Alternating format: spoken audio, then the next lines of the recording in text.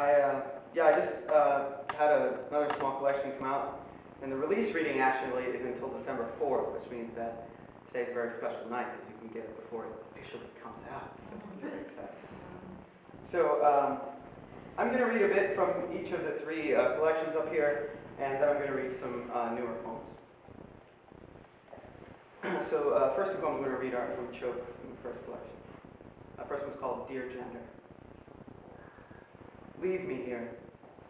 Take your scarred hands away from my hairline, its sweat dripping like fresh water over stone. You grab me like a lover, tender and forceful. You make me dust, collecting on the case of an old violin that the musician hasn't played since he dreamt he was ocean. You melt my thighs into heavy cream. You lighten your coffee with me. Breathe in morning air that does not believe in you. Gender, you are not a moon hung over in Pittsburgh. You take what you can get and send my silence cross country. No money for tolls, no phone numbers of old lovers, no maps to live by. You cross your heart like a broken guitar string. Swing your legs over my hip bones. You make me a saddle. Cold leather of myself clinging to the back of this animal. Gender, I want you to turn me to chain. I want to be able to bleed you out without dying. And I'll just read one more from this collection. This is the first collection. Well, this one's all dirty. This is old. It's the one I read out of. But this came out in 2004, and it's so cool to see the little progression. Like the books get a little better looking. So that's exciting. So this is the title poem. It's called Choke. I hope to take you on somewhat of a change in emotional journey. So I'm going to read a couple of these and then kind of read some stuff that's a little lighter, and then some stuff in the new book which is not so light. It's called Choke. To think of giving birth as a power is to think of being a woman, I suppose. Which is to think of being that which I feel most excluded from. Exclusion being of my own making, I suppose I too am a kind of mother. I keep giving birth to identity, and each time it holds me by the throat until I'll say words. My own mother sings a sorrow song.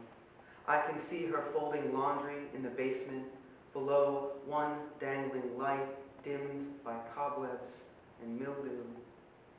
If Adam came from dust, I imagine dust hanging on the light bulb above my mother, waiting to name spider behind the water heater, waiting to name woman under light. Dust is watching her set the socks atop the dryer. The morning waits patiently outside the windows. Last night, I dreamt a madman in an airport shot all the women waiting for a flight to Santa Fe. He lined me up with the men, and I lived.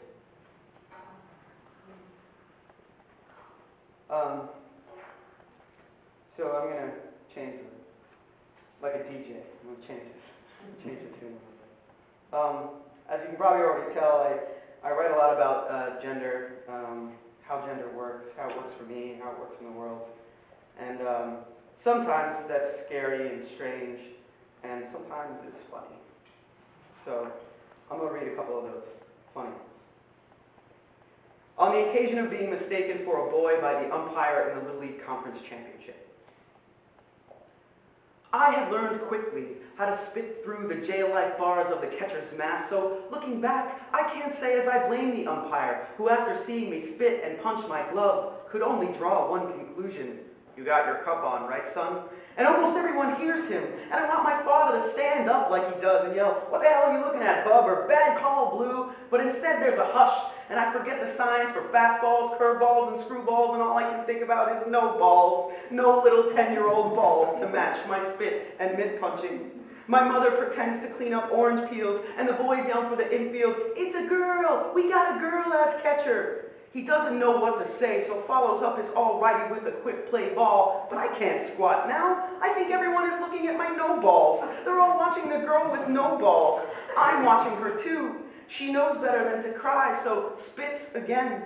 She learns to live in halves, to as her father says, save it for the field. She snaps, what are you, blind dump? And digs her plastic spikes into the fresh dirt.